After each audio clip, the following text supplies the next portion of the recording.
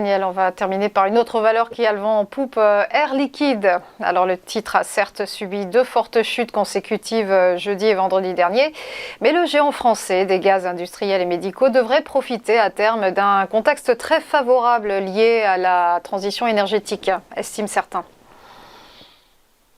Alors, on est là sur un graphique qui date du mois d'avril de 2020 et où on a fait à cette période un nouveau plus haut historique. D'ailleurs, on a un peu accumulé les plus hauts historiques au niveau d'Air Liquide, et notamment celui-ci à 152,90 que l'on a établi début septembre, avant une consolidation qui nous a ramené vers 137 €.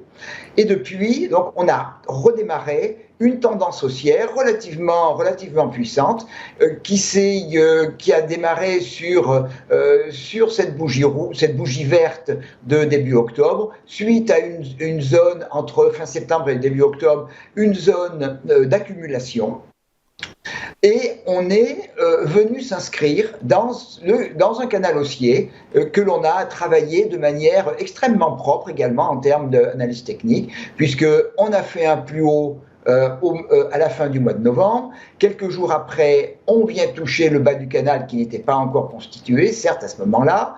On est revenu à la mi-décembre, on est revenu sur le plus haut, directement, comme la fois précédente, avec un mouvement fort et même avec un gap ici, revenir sur ce niveau de 148. On est reparti refaire un nouveau plus haut historique au début du mois de janvier. Et on est resté sur le début du mois, les derniers jours de janvier et les tout premiers jours de février, autour à la fois de la zone importante à 152,90 qui était l'ancien plus haut historique dont j'ai parlé il y a 2 minutes, et comme vous l'avez dit, Roselyne, jeudi, vendredi, l'actif lâche.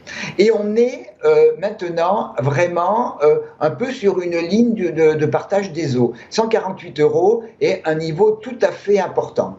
Tout d'abord, eh bien, c'est un niveau qui a été travaillé à de nombreuses reprises dès le mois de juin 2021, pendant tout le mois de juillet, pratiquement pendant tout l'été, on a tourné autour de ce niveau.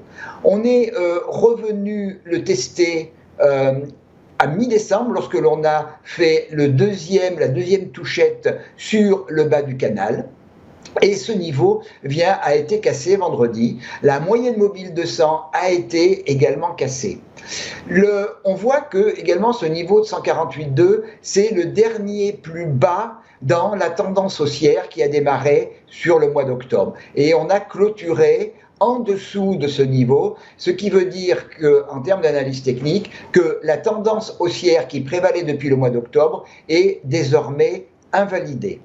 Alors, qu'est-ce qui peut se passer maintenant pour Air Liquide ? Bien, on ne peut pas non plus, c'est un actif qui est fort d'une manière générale, on peut imaginer que cette rupture de vendredi a été un excès de marché. Donc, la première chose serait de tenir 148,02. Si on tient 148,02, on pourrait revenir vers 152,90. Là, il faudra être très prudent parce que 152,90 peut être aussi un point de vente. Si le marché confirme à partir d'aujourd'hui la rupture de 148,02, eh bien, on a en dessous des niveaux également de polarité, des niveaux très propres. Le premier, c'est 144,84 qui a été support en juillet, qui a été support en août, qui a été résistance au mois d'octobre et un nouveau support au mois de décembre. Donc 144,84 est un niveau de polarité très important.